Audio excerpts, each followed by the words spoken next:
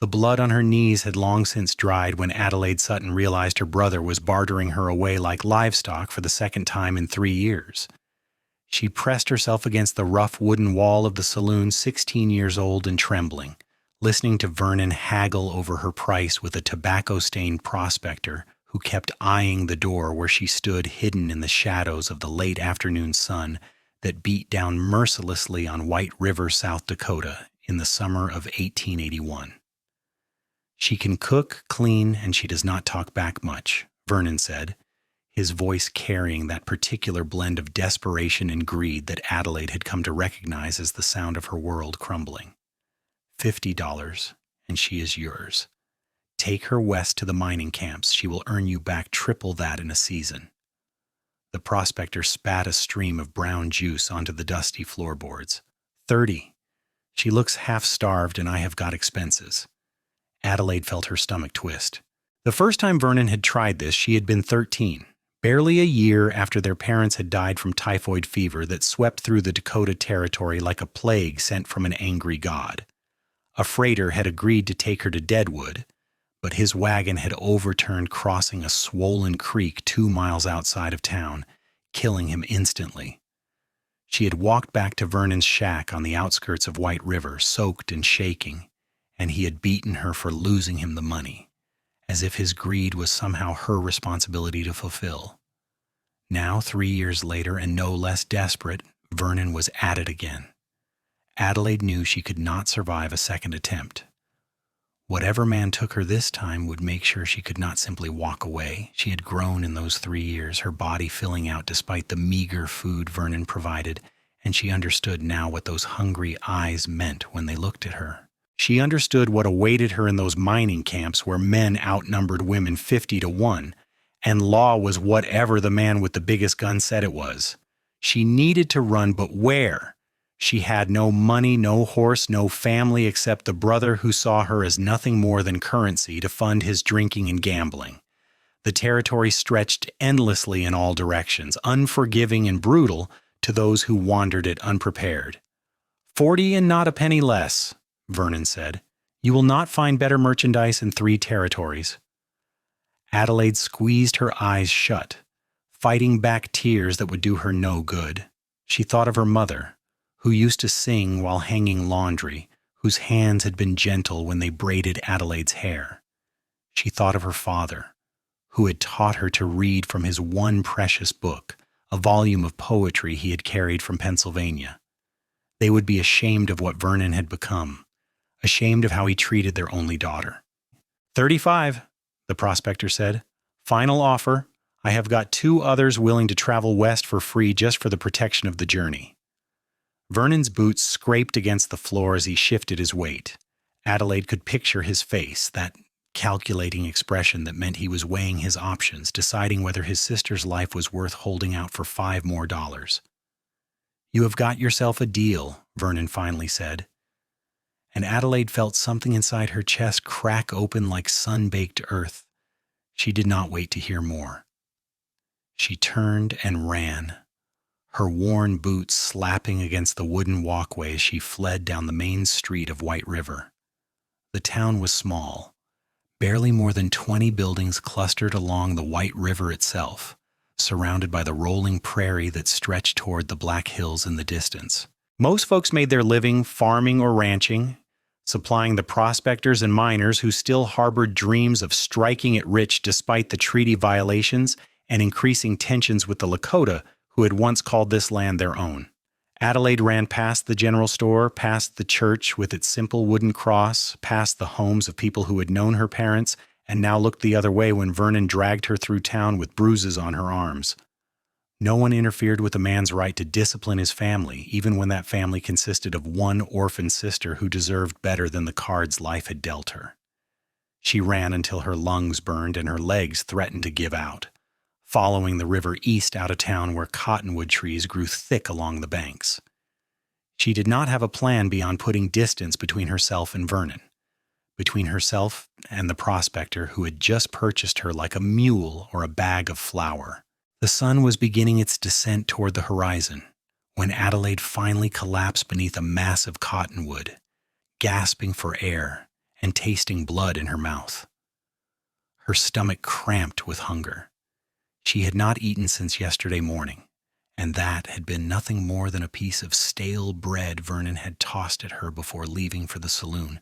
She pressed her back against the tree trunk and pulled her knees to her chest, making herself as small as possible, as if she could disappear into the landscape itself. She must have dozed because the next thing she knew, the sun had dropped below the hills, and shadows stretched long across the prairie grass. The temperature had dropped too, as it always did in the Dakotas when the sun went down, and Adelaide wrapped her thin arms around herself, shivering in her threadbare dress. She had no coat, no blanket, no supplies of any kind. In her panic to escape, she had brought nothing but herself. The sound of a horse whinnying brought her head up sharply. Her heart hammered against her ribs as she peered through the gathering darkness, trying to determine which direction the sound had come from. Had Vernon come looking for her? Had the prospector decided to hunt down his investment? "Easy now," a man's voice said, low and soothing, clearly speaking to his horse rather than to hers. "Is this just water, boy? We will make camp here for the night." Adelaide held her breath, pressing herself tighter against the tree. Through the cottonwoods she could see movement, a tall figure leading a dark horse toward the river. The man wore typical cowboy attire, worn denim pants, a dusty shirt, a wide-brimmed hat that shadowed his features. He moved with the easy confidence of someone who knew how to handle himself in the wilderness, and something about his presence suggested he was not someone to be trifled with. She watched as he let his horse drink, then led the animal to a clear spot near the water where he began to unsaddle it. His movements were efficient and practiced. This was a man who had spent more nights sleeping under stars than under roofs. Adelaide tried to remain still and silent, but her stomach had other ideas. It growled loudly, embarrassingly so, the sound carrying across the quiet evening air. The man's hands stilled on his saddle. He turned slowly, scanning the tree line, and Adelaide knew she had been discovered. "You can come out," he called, his voice carrying clearly but not unkindly. "I do not bite, and if you are hungry, I have got food to share." Adelaide did not move. She had learned long ago that men who seemed kind often had ulterior motives, that soft words could hide hard intentions. The man seemed to understand her hesitation. He went back to unsaddling his horse, not looking in her direction. "I am making camp here for the night, planning to cook some beans and salt pork. Plenty for two if you want some. You do not have to talk to me or even come close. I will set a plate at the edge of my camp, and you can take it or leave it as you please." He continued setting up his camp as if she did not exist, humming quietly to himself as he gathered kindling for a fire. Adelaide watched, torn between her hunger and her fear. She studied him more carefully in the fading light. He was tall, probably in his mid-20s, with broad shoulders and the lean build of someone who worked hard for a living. His hat sat at an angle that kept his face largely shadowed, but what she could see suggested strong features, sun-darkened skin, and the kind of careful awareness that came from living in dangerous country. Within 20 minutes, he had a small fire going and a battered pot hanging over it, the smell of cooking beans drifting through the air and making Adelaide's stomach clench with desperate need. True to his word, the man filled a tin plate with food and set it on a flat rock at the edge of his camp, maybe 20 feet from where Adelaide hid. Then he returned to his own side of the fire and began eating from his own plate, his attention seemingly focused entirely on his meal. Adelaide waited until he appeared fully occupied before creeping from her hiding spot.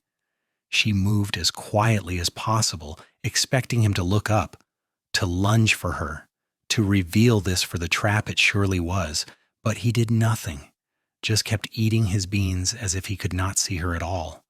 She snatched the plate and retreated quickly back to her tree, her hands shaking so badly some of the beans slopped over the side. She did not care. She ate like a starving animal, which was more or less what she was, shoveling the food into her mouth so fast she barely tasted it. The beans were plain but hot and filling, and the salt pork was tough but packed with flavor and fat that her body desperately needed. When she had scraped the plate clean, she felt almost human again. The gnawing emptiness in her belly had subsided to a manageable ache, and her hands had stopped shaking quite so badly. She looked across the fire at the man, who was now leaning back against his saddle, his hat tipped down over his face, as if he might be sleeping. "Thank you," Adelaide said quietly, not sure if he could even hear her. The hat tilted up slightly. "You are welcome." A pause, then, "You have got a name?" Adelaide hesitated. Giving her name meant making this real, meant acknowledging this interaction beyond simple survival necessity. But something about this man did not set off the same alarms Vernon and his associates always did. "Adelaide," she finally said. "Adelaide Sutton." The man sat up straighter, pushing his hat back so she could see his face more clearly in the firelight. He had strong features, a straight nose, a firm jaw covered in several days' worth of dark stubble. His eyes, when they caught the light, were a striking pale blue that seemed to see more than she wanted to reveal. "Wesley Ironsbury," he said, "I am pleased to meet you, Miss Sutton, though I am curious what brings you out here alone as night falls.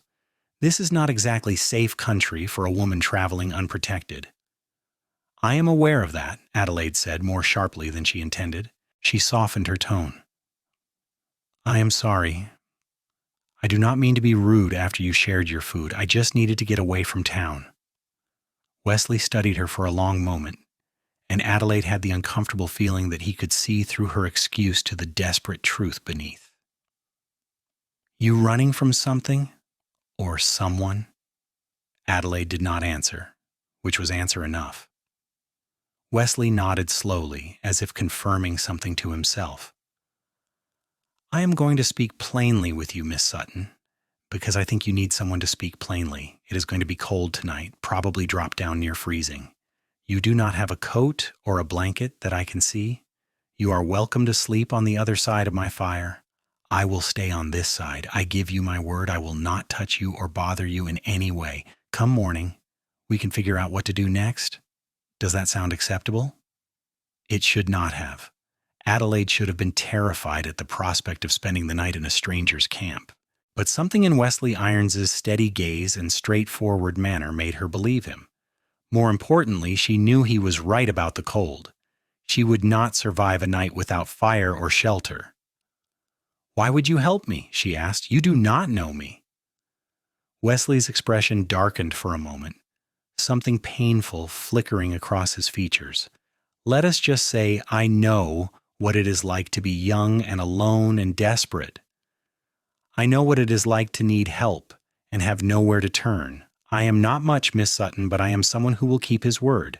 You will be safe tonight, that much I can promise." Adelaide weighed her options, which were not really options at all. Stay here and freeze or accept the help of this stranger who might be genuine or might be the worst decision she had ever made. Either way, she was gambling with her life. "All right," she said finally. "Thank you, Mr. Irons." "Wesley is fine," he said. He stood and walked to his horse, returning with a thick wool blanket that he tossed across the fire to land at her feet. "Here, you're going to need this more than me. I've got another in my pack." Adelaide picked up the blanket, surprised by its weight and quality. This was not some threadbare rag, but a genuine article, thick and warm and probably expensive. "I cannot take this. This is too valuable." "You can, and you will," Wesley said firmly. "Now get yourself wrapped up before you catch your death. Morning will come soon enough, and we can talk then about what brought you out here."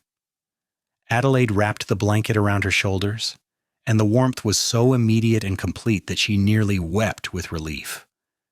She curled up against the tree trunk, the blanket cocooning her, the fire casting dancing shadows across the campsite. Across the flames, Wesley had settled back against his saddle, his hat once again tipped down over his face. "Wesley?" Adelaide said softly. "Yeah?" "Thank you, truly." "Sleep, Miss Sutton. Tomorrow we will figure out the rest." Adelaide closed her eyes, exhausted beyond measure, and despite every reason she had to stay alert and wary, she fell asleep within minutes, warm and fed for the first time in longer than she could remember. She woke to the smell of coffee and the soft sounds of Wesley moving around camp. The sun was just beginning to paint the eastern sky in shades of pink and gold, and the morning air was crisp and cold enough that Adelaide could see her breath. She sat up, the blanket falling from her shoulders, and found Wesley crouched by the fire, pouring coffee into 2 tin cups. "Morning," he said, glancing over at her. "Coffee?" "Please," Adelaide said, her voice rough with sleep. She stood and walked closer to the fire, drawn by its warmth and the promise of hot coffee. Wesley handed her a cup, their fingers briefly touching as she took it, and Adelaide noticed he had strong, capable hands marked with the calluses and scars of hard work. The coffee was strong and bitter and absolutely perfect. Adelaide wrapped both hands around the cup, letting the heat seep into her cold fingers. "I have got some hardtack if you are hungry," Wesley offered. "Not much of a breakfast, but it will keep you going until we reach town." "I am not going back to town," Adelaide said quickly, the panic rising in her chest. "I cannot go back there." Wesley held up a placating hand. "Easy now. I did not say White River, but you cannot stay out here on the prairie with nothing but the clothes on your back. You will not last a week, and that is being generous." "I will figure something out," Adelaide said, knowing even as the words left her mouth how foolish they sounded. Wesley took a long drink of his coffee, studying her over the rim of his cup. "Why do not you tell me what you are running from? Maybe I can help." "Why would you want to help me? You do not even know me." "I am a good judge of character, Miss Sutton, and I can see you are in trouble, real trouble. Not just some girl running away because she does not want to do her chores, so talk to me. What happened?" Adelaide looked down at her coffee, watching the steam rise from the dark liquid. She had never told anyone about Vernon's attempts to sell her, had never spoken aloud the shame and fear that haunted her nights. But something about this cowboy with his steady presence and straightforward manner made her want to trust him, made her want to believe that maybe, just maybe, there was someone in this harsh territory who would actually help her. "My brother tried to sell me," she said quietly. "Yesterday afternoon in the saloon, to a prospector heading west to the mining camps, $40. That is what he decided I'm worth." Wesley's entire body went rigid, his jaw clenching so tightly Adelaide could see the muscle jumping beneath his stubbled cheek. "Your brother tried to sell you," he repeated, his voice dangerously quiet, "like property." "It is not the first time," Adelaide continued, the words tumbling out now that she had started. "When I was 13, right after our parents died, he sold me to a freighter. But the man died before we got far from town, and I walked back. Vernon beat me for losing him the money. I thought maybe he had given up on the idea, but yesterday I heard him in the saloon negotiating again, and I knew I could not let it happen twice. I knew if I got taken this time, I would never get away." Wesley stood abruptly, turning away from her to stare out at the river. His hands were clenched into fists at his sides, and Adelaide could see the tension radiating through his shoulders. "I am sorry," she said. "I should not have burdened you with this. You have been kind, and I should not repay that kindness by dragging you into my troubles." Wesley turned back to face her, and the expression on his face made Adelaide take an involuntary step backward. It was not anger directed at her, she realized, but rather a cold fury on her behalf that was somehow even more intense than if he had been yelling. "How old are you, Sakain?" he asked. 16. I will be 17 in October." Wesley shook his head slowly, as if trying to process something incomprehensible. 16 years old, and your own brother tried to sell you twice. Jesus, Mary, and Joseph. He paced back and forth for a moment, clearly working through something in his mind. Finally, he stopped and looked directly at Adelaide. "Here is what is going to happen," he said,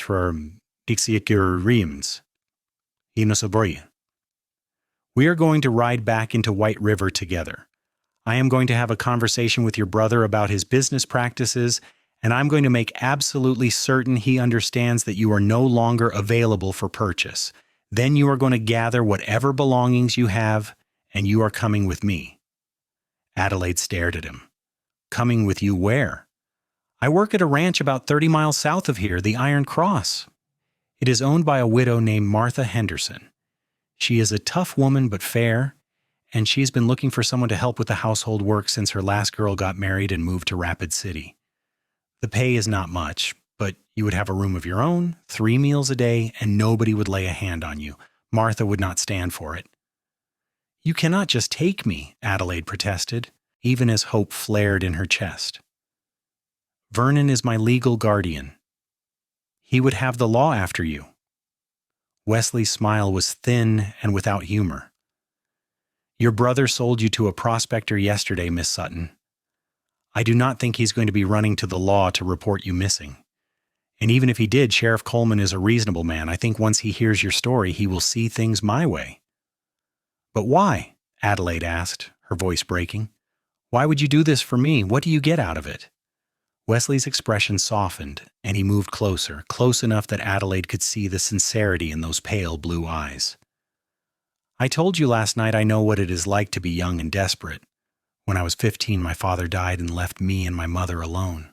My uncle tried to take over our farm, said a woman and a boy could not run it properly. He tried to force my mother into marrying him, said it was for the best. When she refused, he tried to force himself on her." Adelaide drew in a sharp breath, but Wesley continued, his voice steady but strained. "I stopped him, broke his jaw with a fence post, and told him if he ever came near our farm again, I would kill him. We left Tennessee the next week, came west to try and start over. My mother passed 2 years ago from pneumonia, but before she died, she made me promise I would always stand up for those who could not stand up for themselves. She made me promise I would never let anyone suffer the way she suffered." He met Adelaide's eyes. "So that is why, Miss Sutton, because you need help, and I can provide it, because I gave my mother my word and I keep my promises, and because your brother needs to learn that women are not commodities to be bought and sold." Adelaide felt tears streaming down her cheeks, though she had not been aware of starting to cry. "I do not know what to say." "Say you will let me help," Wesley said. "Say you will come with me to the Iron Cross and give yourself a chance at a real life. That is all I am asking." Adelaide wiped at her tears with the back of her hand, nodding because she could not trust her voice to work. Wesley nodded back, satisfied. "Good. Finish your coffee and we will ride.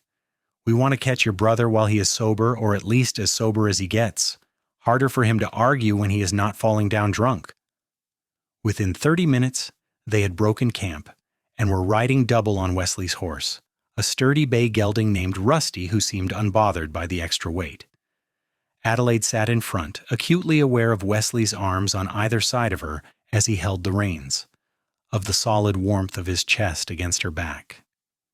She had never been this close to a man who was not Vernon, and it was strange and slightly terrifying and oddly comforting all at once. The ride back to White River took less than an hour. The town was just beginning to wake as they arrived. Shopkeepers opening their doors, a few early risers moving about their business. Wesley rode directly to Vernon's shack on the outskirts of town, a ramshackle structure with a sagging roof and walls that did not look like they would survive another hard winter. Vernon was sitting on his front step looking haggard and furious. He leaped to his feet when he saw Adelaide, his face contorting with rage. "There you are, you ungrateful little witch!" he shouted, starting toward them. "Do you have any idea how much trouble you have caused me? Herschel wants his money back, says the deal is off if you're not here to travel today, and I already spent half of it." Wesley dismounted smoothly and positioned himself between Vernon and Adelaide, who remained on the horse. "That will be far enough," Wesley said calmly. Vernon seemed to notice Wesley for the first time. "Who the hell are you? If you touched my sister, I will have the law on you." "I am the man who is going to explain how things are going to work from now on," Wesley said, his voice still calm but with an edge of steel underneath. "Your sister is no longer your property to sell. She is coming with me to work at a ranch south of here, where she will be treated with respect and paid fairly for her labor. You will not follow her. You will not look for her. And you will certainly not try to sell her to anyone ever again. Are we clear?" Vernon's face turned an ugly shade of red. "She is my sister. I have a legal right to her until she is of age. You are kidnapping her, and I will have you hanged." Wesley took a step closer to Vernon, and though he did not raise his voice or make any threatening gestures, something about his presence made Vernon shrink back. "You are a man who tried to sell his 16-year-old sister to a prospector for $40. You tried it once before when she was 13. Do you really want to bring the law into this discussion? Because I have a feeling Sheriff Coleman would be very interested in your business practices." Vernon's mouth opened and closed like a fish out of water. "She told you that? She is a liar, always has been." "I do not think she is lying," Wesley said. "In fact, I believe every word she said, so here is how this is going to work. You are going to stay right here on your step. Adelaide is going to go inside and collect her things. Then she is leaving with me, and you are going to accept that with grace and dignity. Because if you do not, if you cause any trouble at all, I am going to make it my personal mission to ensure everyone in this town knows exactly what kind of man you are. Do we understand each other?" Vernon looked like he wanted to argue, but something in Wesley's eyes must have convinced him it would be a very bad idea. He sank back down onto the step, his hands clenched into impotent fists. "Go on," Wesley said to Adelaide, not taking his eyes off Vernon. "Get your things. I will wait right here." Adelaide dismounted carefully and hurried into the shack, her heart pounding. She did not have much to collect. A change of clothes, her mother's hairbrush, the poetry book that had belonged to her father. Everything fit into a small cloth bag. She paused at the door, looking back at the place where she had spent the last 3 years in misery and fear, and felt nothing but relief that she would never have to return. When she emerged, Wesley was still standing exactly where she had left him, still staring down Vernon. "Got everything?" "Yes," Adelaide said. "Good." Wesley helped her back onto Rusty, then mounted behind her. He looked down at Vernon one last time. "Remember what I said. If I hear you have been looking for her, if I hear you have caused her any trouble at all, I will be back, and next time I will not be so civil." Vernon said nothing, just glared up at them with impotent fury. Wesley turned Rusty and they rode away, leaving the shack and Vernon behind. Adelaide did not look back. They rode in silence for several miles, the landscape opening up around them as they left White River behind. The prairie stretched endlessly in all directions, broken occasionally by stands of cottonwoods or the dark shapes of buttes rising in the distance. It was beautiful in its starkness, this land, and Adelaide felt something in her chest loosening, expanding, as if she had been holding her breath for 3 years and could finally exhale. "Are you all right?" Wesley asked quietly, his voice rumbling through his chest and into her back. "I think so," Adelaide said. "I keep expecting to wake up and find this was just a dream, that I'm still hiding behind that tree, and you are just a figment of my desperate imagination." "Not a dream," Wesley assured her, "though I will admit the timing was fortunate. Another hour, and I would have ridden right past your hiding spot in the dark, never known you were there." "What were you doing out there anyway?" Adelaide asked. "You were not camping for pleasure." Wesley shifted slightly in the saddle. "I was checking fence lines for Martha, making sure none of the cattle had wandered into that area. The Iron Cross covers a lot of territory, and it takes constant work to keep track of everything. I make a circuit every few weeks, check on things, fix what needs fixing." "How long have you worked there?" "About 3 years now. I drifted after my mother died, picked up work where I could find it, ended up in this area, and heard Martha was looking for help. She took a chance on me even though I was young and did not have much experience with ranching. She taught me most of what I know about raising cattle and managing land." "She sounds like a remarkable woman," Adelaide said. "She is. Lost her husband 5 years ago to a riding accident, but she refused to give up the ranch. Most folks thought she would fail, thought a woman could not run an operation that size. She proved them all wrong. The Iron Cross is one of the most profitable ranches in the territory now. They rode in companionable silence for a while, the sun climbing higher in the sky and warming the cool morning air. Adelaide found herself relaxing against Wesley's solid presence, her exhaustion from the previous day's fear and flight catching up with her. She must have started to doze because Wesley's voice pulled her back to awareness. "We're going to stop here for a bit. Let Rusty rest and drink. You should stretch your legs too." They had reached a small creek, barely more than a trickle cutting through the prairie grass. Wesley dismounted first, then helped Adelaide down, his hands strong and steady on her waist. She was acutely aware of the brief contact, of the way her skin seemed to warm where he touched her. "Thank you," she said, stepping back quickly, suddenly flustered.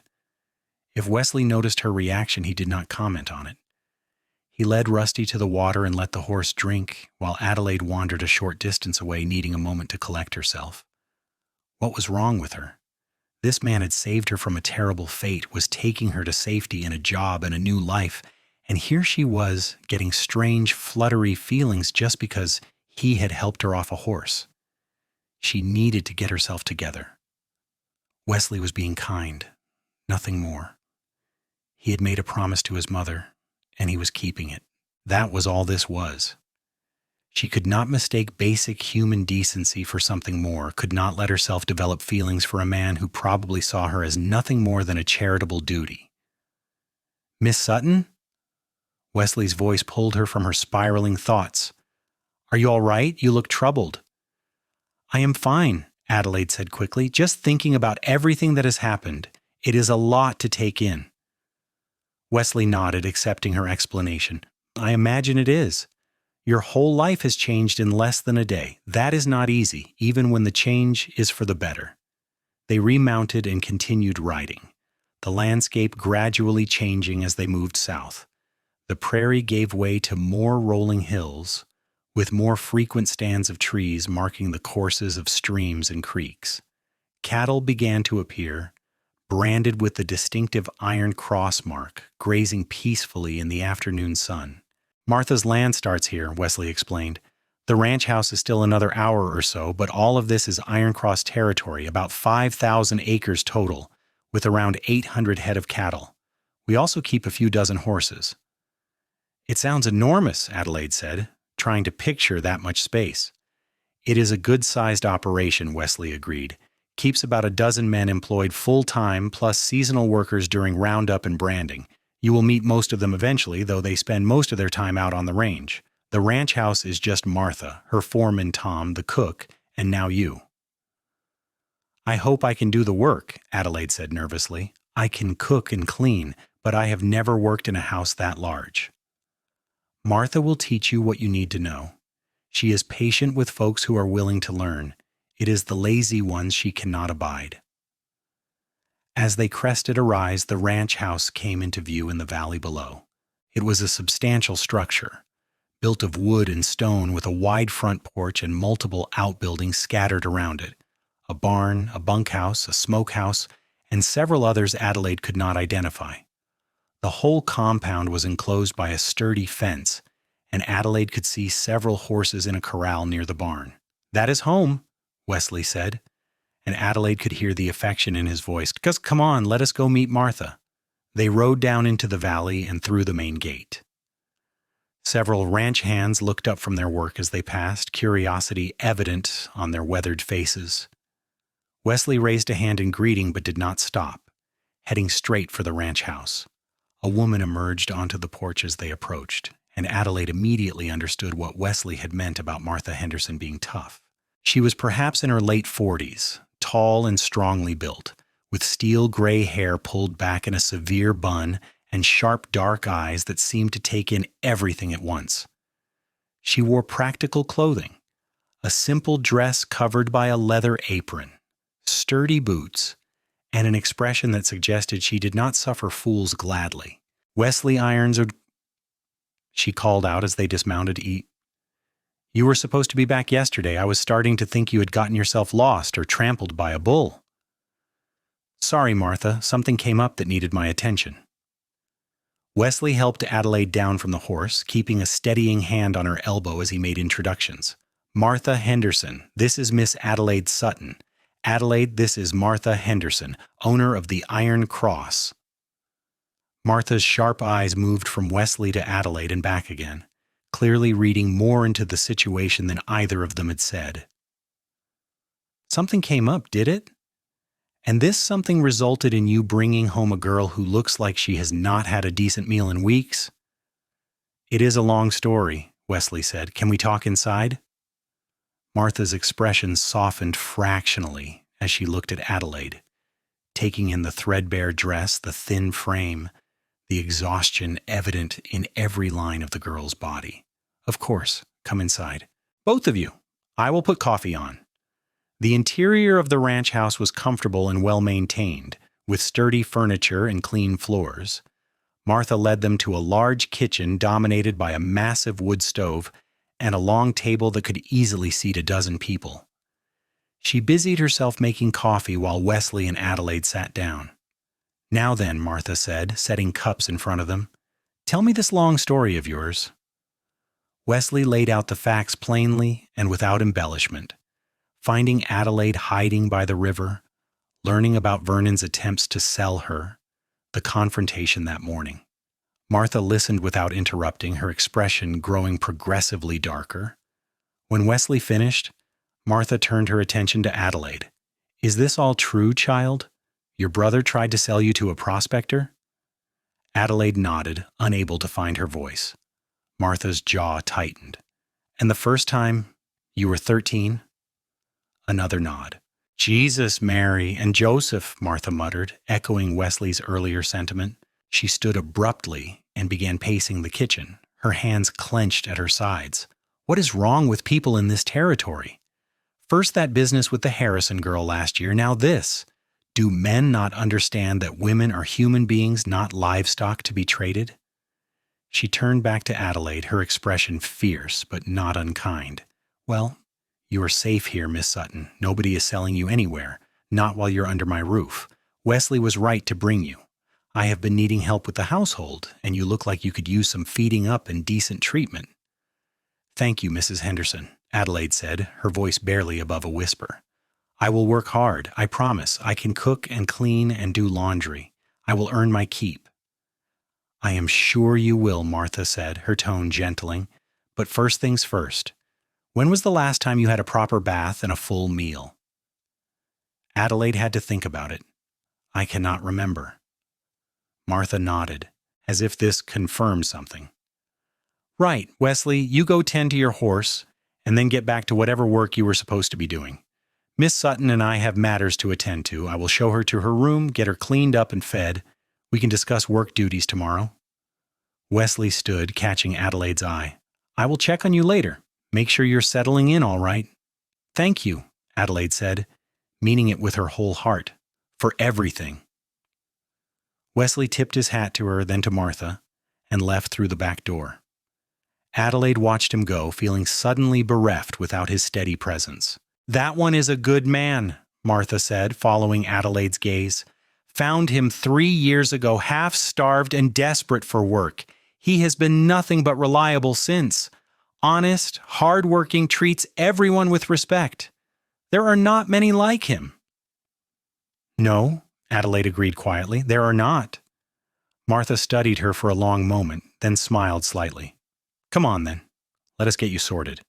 Your room is upstairs, second door on the right. I will heat water for a bath while you look around." The room Martha showed her to was small but clean and bright, with a real bed covered in a quilt, a wardrobe, a dresser with a mirror, and a window that looked out over the ranch yard. Adelaide stood in the doorway, almost afraid to enter. She had never had a room of her own before, not even before her parents died. She and Vernon had shared a small space in their family's soddy, separated only by a curtain. "It is not much," Martha said, misinterpreting her hesitation. "But it is yours. Nobody will bother you here." "It is perfect," Adelaide said, her eyes filling with tears. "It is more than I ever hoped for." Martha's expression softened completely, and she reached out to squeeze Adelaide's shoulder. "You have had a hard time of it, have you not? Well, those days are over. This is your home now for as long as you want it. Now put your things down and come back downstairs. I will have that bath ready shortly, and then we will see about getting some proper food into you."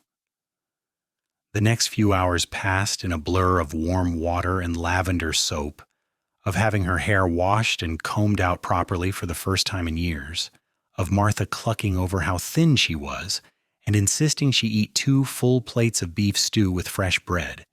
By the time evening fell, Adelaide was clean, fed, and dressed in one of Martha's old dresses that had been taken in to fit her smaller frame.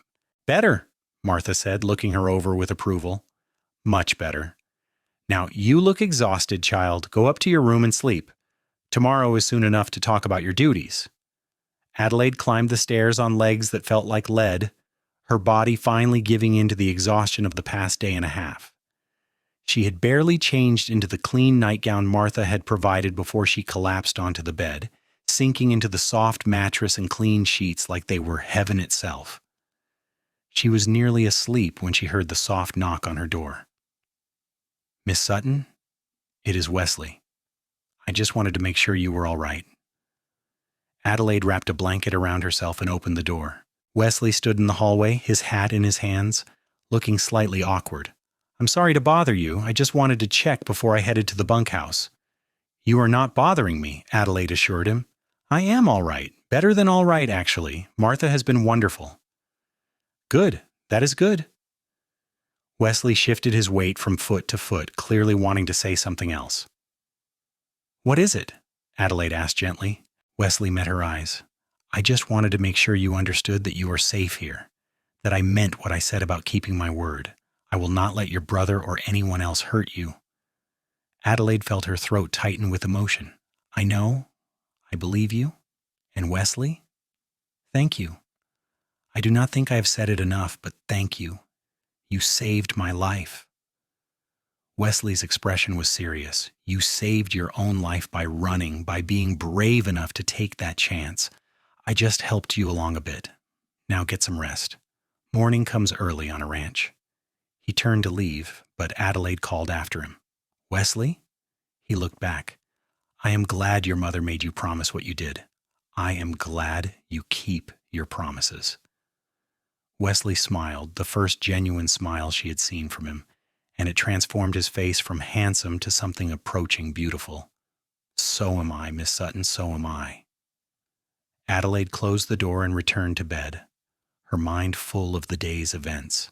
Less than 24 hours ago, she had been hiding in the shadows of a saloon, listening to her brother sell her to a stranger. Now she was lying in a clean bed in her own room, safe and fed, and with the promise of a real future ahead of her. It seemed impossible, like something from the fairy tales her mother used to tell, and at the center of it all was Wesley Irons, the cowboy who had stumbled upon her in the cottonwoods and decided her life was worth fighting for. Adelaide knew she should not read too much into his kindness, should not let herself feel what she was beginning to feel. But as she drifted off to sleep, it was his face she saw behind her closed eyes, his voice she heard promising to keep her safe. The next weeks fell into a comfortable routine. Adelaide threw herself into her work with determination, learning the rhythms of the ranch house under Martha's patient instruction. She cooked and cleaned, did laundry and mending, helped Martha with the endless tasks that came with running a large household. The work was hard but satisfying, and for the first time in years, Adelaide went to bed each night tired from honest labor rather than fear. The ranch hands treated her with awkward respect, tipping their hats when they saw her and thanking her for meals with mumbled courtesy. Tom, the foreman, was a man in his 60s with kind eyes and a gentle manner who reminded Adelaide of her father. He made sure the men knew Adelaide was under Martha's protection and therefore not to be trifled with. But it was Wesley's presence that Adelaide found herself most aware of. He worked harder than any 2 men, up before dawn, and often not returning until after dark. But he always made time to check on her, to ask how she was settling in, to share small details about his day. They fell into the habit of sitting on the porch together in the evenings when work allowed, talking quietly while the sun set over the prairie. Adelaide learned that Wesley was 24, that he had been born in Tennessee but had not been back since leaving with his mother, that he hoped someday to have a small ranch of his own. Wesley learned that Adelaide could read and write, unusual for a girl in the territory, that she loved poetry, and had memorized most of her father's book, that she dreamed of someday seeing the ocean. "Why the ocean?" Wesley asked one evening about a month after Adelaide's arrival. They were sitting on the porch steps, the day's heat finally fading into a pleasant coolness. "I do not know," Adelaide admitted. "I just think it would be something to see all that water stretching to the horizon. My father used to tell me about it. He grew up in Pennsylvania, not far from the coast. He said the ocean was like the prairie, endless and powerful and bigger than any one person. He said it made you feel small in a good way, reminded you that you were part of something larger." "Sounds like he was a wise man," Wesley said. "He was. I miss him. I miss both my parents. Everything went wrong after they died." Wesley was quiet for a moment, then said, "I understand that. After my mother passed, I felt lost for a long time, like I did not have any anchor keeping me grounded. But I have learned that we can make new families find new anchors. It is not the same, but it helps." Adelaide looked over at him, at the strong profile silhouetted against the fading light. "Is that what this is? A new family?" "I would like to think so," Wesley said. "Martha has been more of a mother to me than I had any right to expect." "And you?" He trailed off, seeming to catch himself. "And me?" Adelaide prompted, her heart suddenly beating faster. Wesley turned to look at her, and there was something in his expression that made Adelaide's breath catch. "And you are someone I am glad to know, Adelaide Sutton. Someone I am glad fate brought into my life." Before Adelaide could respond, Tom called from the barn that there was a problem with one of the horses, and Wesley had to go. Adelaide watched him jog across the yard, her heart still racing, wondering if she had imagined the intensity in his eyes. She was falling for him. She knew it was foolish, knew she should guard her heart better, but she could not seem to help herself. Wesley was everything Vernon was not: kind, honest, hard-working, respectful. He made her feel safe and valued and seen in ways she had never experienced. When he smiled at her, she felt like the sun had broken through clouds. When he was away from the ranch for his circuit rides, she found herself watching for his return with an eagerness that had nothing to do with simple friendship. Martha noticed, of course. Martha noticed everything. "You are sweet on him," she said one afternoon when they were working together in the kitchen, preparing bread for baking. Adelaide felt her face flame red. "I do not know what you mean." "Do not play coy with me, child. I have eyes. The way you watch for him, the way your whole face lights up when he walks into a room. You have got feelings for Wesley Irons." Adelaide focused intently on kneading her dough. "Even if I did, it would not matter. He just sees me as someone he helped, as a duty he fulfilled for his mother." "Is that what you think?" Martha asked, sounding amused. "What else would it be?" "Adelaide, for a smart girl you can be remarkably dense. That boy looks at you like you hung the moon and stars. He finds excuses to be near you, asks after you when you're not around, and gets a particular expression on his face when he hears you laugh. If you think his interest is purely charitable, you are fooling yourself." Adelaide's hands stilled in the dough. "Do you really think so?" "I know so. The question is, what are you going to do about it?" "What can I do? It has only been a month. It would not be proper to—" "Proper?" Martha interrupted with a snort. "You are living on a ranch in the Dakota Territory, not attending a fancy ball in Boston. Out here we make our own rules about such things. If you care for him and he cares for you, there's no reason you cannot explore those feelings. Life is too short and too hard to waste time worrying about what is proper." Adelaide bit her lip, hope and fear warring in her chest. "What if I am wrong? What if he does not feel the same way? Then you will know, and you can move on. But Adelaide, I have lived long enough to recognize when two people are circling around each other like nervous cats. You both have feelings.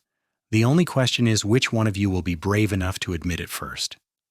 That conversation stayed with Adelaide over the following days, making her hyper-aware of Wesley's every glance and gesture. She began to notice things she had missed before: the way his eyes sought her out when he entered a room, the slight smile that touched his lips when she spoke, the protective way he positioned himself between her and the other ranch hands. as if shielding her from even the possibility of disrespect. One evening, about 6 weeks after her arrival at Iron Cross, Wesley asked if she would like to go riding with him the next day. "There is a place I want to show you," he said. "If Martha can spare you for a few hours." Martha, overhearing, immediately insisted Adelaide could take the time. "The girl works too hard anyway. A ride will do her good." So the next morning Adelaide found herself mounted on a gentle mare named Daisy, following Wesley up into the hills that rose behind the ranch. It was a beautiful day, warm but not hot, with a light breeze that carried the scent of prairie grass and wildflowers. They rode for about an hour, climbing steadily, until Wesley led them to a spot where the hills opened up to reveal a stunning view of the valley below. The ranch was visible as a cluster of buildings in the distance, surrounded by the patchwork of fields and pastures. Beyond that, the prairie stretched away to the horizon, broken by the dark line of the White River and the shadowed shapes of the Black Hills in the far distance. "It is beautiful," Adelaide breathed, dismounting to stand at the edge of the overlook. "I come here sometimes when I need to think," Wesley said, joining her. "Helps put things in perspective, seeing how big the world is." They stood in comfortable silence for a few minutes, just taking in the view. Then Wesley spoke again, his voice carefully casual. "Adelaide, can I ask you something?" "Of course." "Are you happy here? At the ranch, I mean. Is this the kind of life you want?" Adelaide glanced at him, trying to read his expression. "I am happier than I have been in years. Martha is wonderful, the work is satisfying, and I feel safe for the first time since my parents died. Why do you ask?" Wesley turned to face her fully, and Adelaide could see tension in the set of his shoulders. "Because I need to know if you are planning to stay or if you are just biding your time until you can move on to something else. I need to know what your intentions are." "My intentions?" Adelaide repeated, confused. "Wesley, I have nowhere else to go. This is my home now, unless Martha decides she does not want me here anymore." "That is not what I mean." Wesley took off his hat and ran a hand through his hair in a gesture Adelaide had come to recognize as a sign of agitation. "What I am trying to ask, and doing a terrible job of it, is whether you might consider making this your permanent home. Not just as a hired girl, but as—" He trailed off, seeming to lose his nerve. Adelaide's heart was pounding so hard she was sure Wesley must be able to hear it. "As what?" Wesley took a deep breath, then met her eyes. "As my wife." The world seemed to stop. Adelaide stared at him, sure she must have misheard. "Your wife?" "I know it is soon," Wesley said quickly. "I know we have only known each other 6 weeks, and you might not feel the same way I do, but Adelaide, I cannot stop thinking about you. You are the first thing on my mind when I wake up, and the last thing I think about before I sleep. When I'm out riding fence, I find myself hurrying back just so I can see you. When you smile at me, I feel like I could take on the world. I am falling in love with you, Adelaide Sutton. Actually, I think I already have fallen, completely, hopelessly, and I needed to tell you even if you do not feel the same, because I cannot keep pretending we are just friends when my heart is telling me we could be so much more." Adelaide felt tears streaming down her face, but for once they were tears of joy rather than sorrow. "I feel the same way," she whispered. "I have been trying not to. Trying to be sensible, but I cannot help it. I love you. Wesley Irons, I think I started falling in love with you that first night by the river when you gave me your blanket and promised I would be safe." Wesley's face broke into a wide smile, the happiest Adelaide had ever seen him look. "You do? You really do?" "Yes, you stubborn man. Now are you going to kiss me, or are we just going to stand here grinning at each other like fools?" Wesley needed no further invitation. He closed the distance between them in 2 strides, cupping her face in his hands and kissing her with a gentleness that made Adelaide's knees weak. She wrapped her arms around his neck, kissing him back with all the pent-up emotion of the past weeks, and it felt like coming home. When they finally broke apart, both breathless, Wesley rested his forehead against hers. "So is that a yes? You will marry me?" "Yes," Adelaide said, laughing through her tears. "Yes, I will marry you. though we should probably talk to Martha first. I do not want to upset her after she has been so good to us." "Martha will be thrilled," Wesley predicted. "She has been telling me for weeks I needed to make my intentions clear before some other man swept you off your feet." "There is no other man," Adelaide said firmly. "There is only you. There has only ever been you." They stood wrapped in each other's arms for a long time, looking out over the valley that was about to become their permanent home.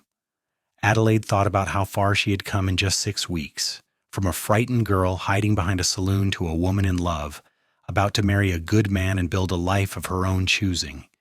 It seemed like a miracle, like more happiness than she had any right to expect. "What are you thinking?" Wesley asked softly. "That I am the luckiest woman in the Dakota Territory," Adelaide said. "That I never believed in fairy tales until I met you." "This is not a fairy tale," Wesley said. "Fairy tales are easy, all magic and wishes. This is real life, and real life is hard. There will be challenges ahead, Adelaide. Droughts and harsh winters, sick cattle and broken equipment, days when the work seems endless and the rewards too small. But if you will face those challenges with me, if you will build this life with me, then I promise you I will do everything in my power to make you happy. I will work myself to the bone to give you the life you deserve. I will protect you and cherish you and love you every day for the rest of my life." "That is all I want," Adelaide said. "Not an easy life, but a real one. With you." They rode back to the ranch hand in hand, their horses walking side by side, and Adelaide felt like she was floating. When they arrived back at the ranch house, Martha took one look at their faces and started laughing. "About time," she said. "I was beginning to think I would have to lock you two in a room together until you sorted yourselves out. When is the wedding?" "We have not discussed that yet," Wesley admitted. Martha waved a hand dismissively. "I will talk to Reverend Collins. He can come out next Sunday and perform the ceremony here. No point waiting when you are both already living under the same roof, even if you are in separate buildings. People will talk enough as it is." The next week passed in a flurry of preparation. Martha insisted on making Adelaide a proper wedding dress from fabric she had been saving, a beautiful blue calico that brought out the color of Adelaide's eyes. The ranch hands pitched in to clean and decorate the main room of the ranch house, stringing up wildflowers and making sure everything shone. Tom carved Adelaide and Wesley's initials into a smooth river stone as a wedding present. Adelaide wrote a letter to her brother, not because she wanted him at the wedding, but because it seemed important to inform him of her new status. She kept it brief and formal, stating simply that she was marrying Wesley Irons and would henceforth be under his protection and authority. She received no response, which was exactly what she had expected. On Sunday morning, with the autumn sun streaming through the windows and the smell of Martha's cooking filling the house, Adelaide and Wesley were married in the presence of Martha, Tom, the ranch hands, and a few neighbors who had ridden over for the occasion.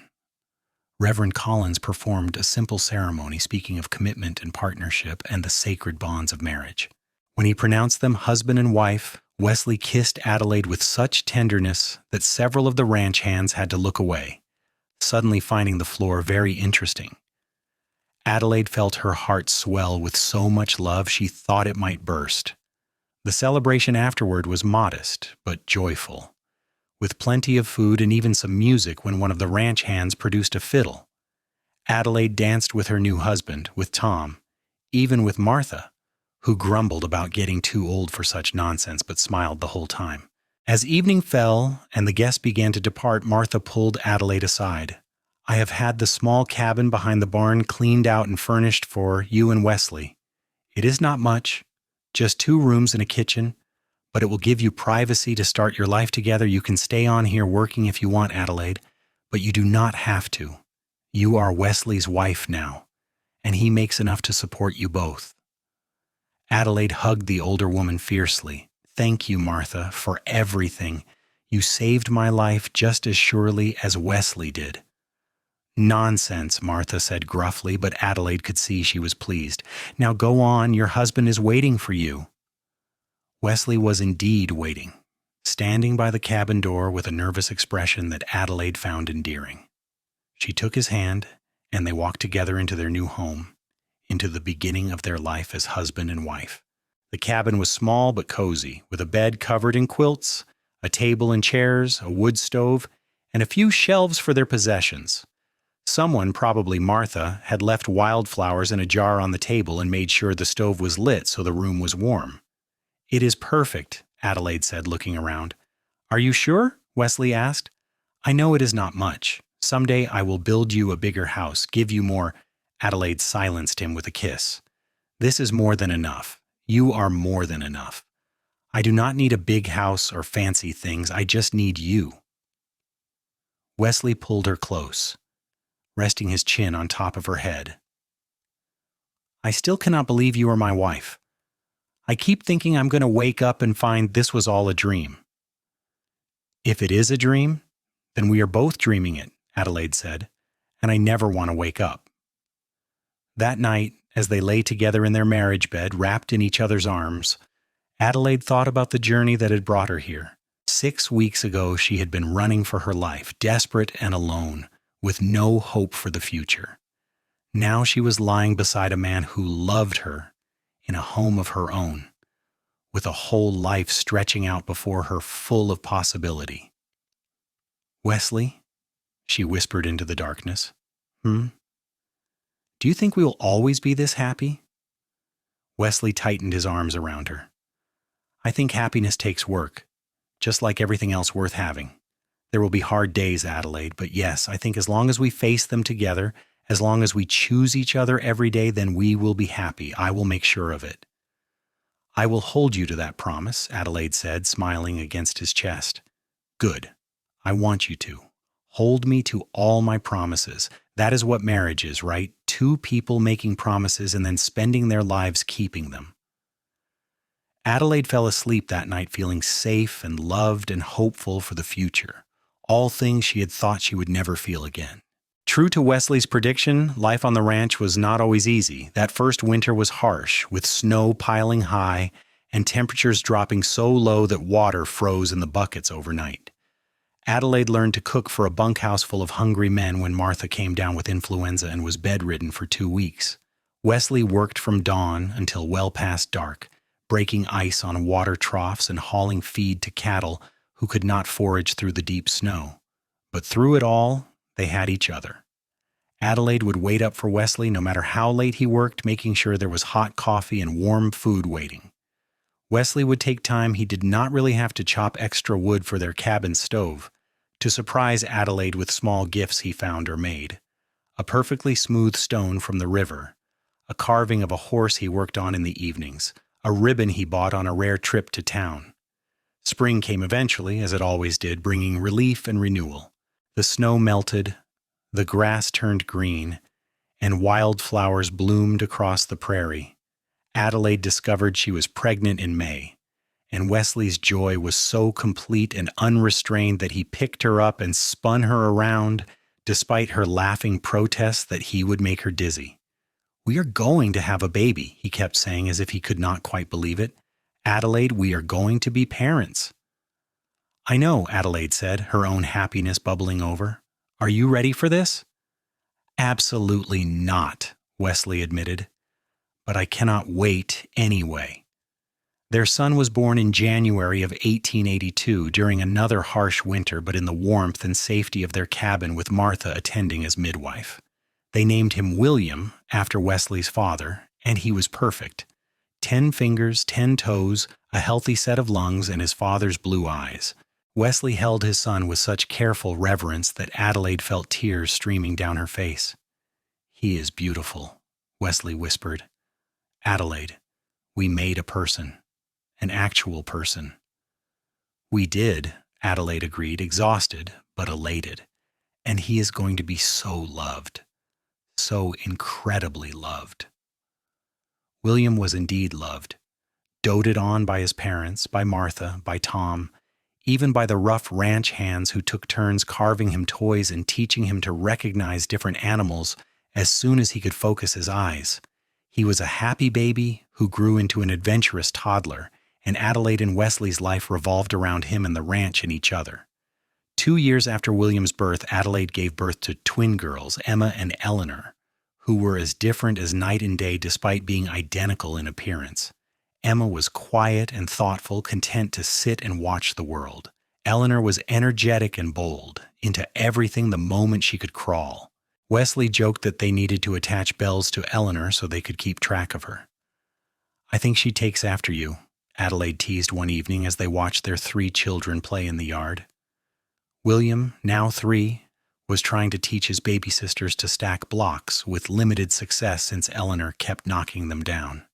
"She takes after you," Wesley countered. "You are the brave one, remember?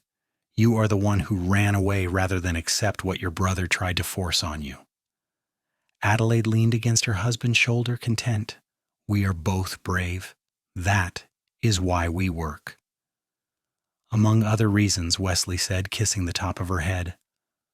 Life continued its steady rhythm. The children grew. The ranch prospered. Martha grew older but no less formidable, though she eventually turned over more of the ranch management to Wesley, who had proven himself time and again as a capable foreman and cattleman. Tom retired to a small cabin on the property where he spent his days whittling and telling exaggerated stories to William and the twins. 5 years after their marriage, Wesley approached Adelaide with a proposition. "Martha wants to sell me a portion of the ranch," he said. 2,000 acres and 200 head of cattle. "It would be ours, Adelaide, our own land, our own herd. I have been saving, and I almost have enough for the down payment. What do you think?" "I think it is everything you have worked for," Adelaide said. "Everything we have worked for. Of course we should do it." And so they did. Wesley and Adelaide Irons became landowners, ranchers in their own right, while still helping Martha run the larger Iron Cross operation. They built a new house, bigger than the cabin but not ostentatiously so, with enough room for their growing family and a wide porch where they could sit in the evenings and watch the sun set. Adelaide never forgot where she had come from, never took for granted the life she and Wesley had built. She taught her children to read using her father's poetry book, sang them the songs her mother had sung to her, made sure they understood the value of hard work and honest dealing. Wesley taught them to ride and rope, to respect the land and the animals, to keep their word, and stand up for those who needed defending. When William was 8, he asked his parents how they had met. Adelaide and Wesley exchanged a look, silently communicating as they had learned to do over years of marriage. "Your mother was in trouble," Wesley said carefully, "and I was able to help her. Sometimes that is all it takes for 2 people to find each other, being in the right place at the right time." "And then we fell in love," Adelaide added, "and decided to build a life together. And that life led to you and your sisters, which makes us the luckiest parents in the world." William seemed satisfied with this explanation, returning to the toy horse Wesley had carved him. But later, when the children were asleep, Adelaide said, "We will have to tell them the whole truth someday, about Vernon, about what happened." "I know," Wesley agreed. "When they are old enough to understand, we will tell them so they know how strong their mother is, how she refused to accept what someone else tried to force on her. We will tell them so they understand why we taught them to stand up for others." "Do you ever wonder what happened to Vernon?" Adelaide asked, a question that occasionally surfaced, though she tried not to think about her brother. "Tom asked around a few years back," Wesley admitted. "Apparently he drank himself to death about 2 years after we married. They found him in his shack one winter morning, frozen solid." Adelaide waited to feel something: sadness, anger, satisfaction, but there was only a sort of distant pity. "I hope he found peace in the end. I hope whatever demons drove him to be the way he was finally left him alone." "You have a kind heart," Wesley said, pulling her close. "Most people would not be so generous towards someone who treated them as he treated you." "I learned from the best," Adelaide said, looking up at her husband. "You showed me what real strength looks like. Not violence or control, but kindness and protection and choosing to do the right thing even when it is hard. That is the legacy I want to leave our children." Years continued to pass, marked by the reliable rhythms of ranch life: spring branding, summer haying, fall roundup, winter maintenance. The children grew into capable young adults who helped run the expanding ranch operation. William became a skilled horseman and cattleman. Emma developed a talent for managing the ranch finances and breeding program. Eleanor, true to her childhood nature, became known throughout the territory as a fearless rider who could outrope most men twice her age. Martha Henderson passed away peacefully in her sleep at the age of 72, leaving the remainder of the Iron Cross to Wesley and Adelaide with the stipulation that it keep its name in honor of her late husband. They honored her wishes, expanding the operation until the Iron Cross became one of the most successful ranches in South Dakota. On their 20th wedding anniversary, Wesley surprised Adelaide with a trip to the ocean. They left the ranch in William's capable hands and took the train east, all the way to the Atlantic coast of Maryland. Adelaide stood on the beach with tears streaming down her face, watching the waves roll in endlessly, just as her father had described. "It is everything I imagined," she said, gripping Wesley's hand. "Thank you for remembering." "I remember everything about you," Wesley said. "Every word you have ever spoken to me, every dream you have ever shared. You are my whole world, Adelaide Irons. You have been since that night by the river when I saw a frightened girl who was brave enough to run toward an uncertain future rather than accept the terrible one her brother tried to force on her." "And you were brave enough to help her," Adelaide said. "Brave enough to love her." "Loving you was never brave," Wesley said. "It was inevitable. From the moment I saw you, I was yours.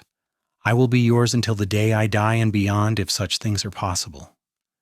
They stood together on that beach, two people who had found each other against all odds, who had built a life and a family and a legacy from nothing but determination and love. The ocean stretched before them, vast and powerful, and Adelaide thought about her father's words, that it made you feel small in a good way, reminded you that you were part of something larger. She was part of something larger. She was part of a family, a community, a land that she had helped build and shape. She was part of a love story that had started with desperation and fear, but had transformed into joy and partnership, and a happiness so complete it sometimes took her breath away. "Ready to go home?" Wesley asked eventually. Adelaide looked up at him, at the man who had saved her and married her and loved her for 2 decades, who had given her children and a home and a life beyond her wildest dreams. "Yes," she said, "let us go home." They returned to South Dakota, to the ranch, to their children and grandchildren, for William had married and given them 2 beautiful grandchildren who ran wild across the prairie just as their father once had. They returned to the life they had built together, the life that had started with a frightened girl and a cowboy who made a promise and kept it. Years later, when Adelaide was in her 60s and Wesley in his 70s, they would sit on their porch in the evenings and watch the sun set over land that had once seemed endless and forbidding but now felt like home. Their children had children who had children, and the Iron Cross thrived under the management of multiple generations of Irons. "Do you have any regrets?" Adelaide asked one evening, a question born of comfort rather than concern. Wesley took her hand, his grip still strong despite his age. "Not a single one. You?" "Only that I did not meet you sooner," Adelaide said, "that we did not have more years together." "We have had a lifetime," Wesley said, "a good lifetime. How many people can say that?" "Not enough," Adelaide agreed. When Wesley passed away at the age of 78, peacefully in his sleep after a long day working the ranch he loved, Adelaide grieved but did not despair. She had loved him completely and been loved completely in return, and that was more than most people ever got. She lived another 10 years, long enough to see the Iron Cross continue to thrive under her grandchildren's management, long enough to hold great-great-grandchildren who carried her blood and Wesley's.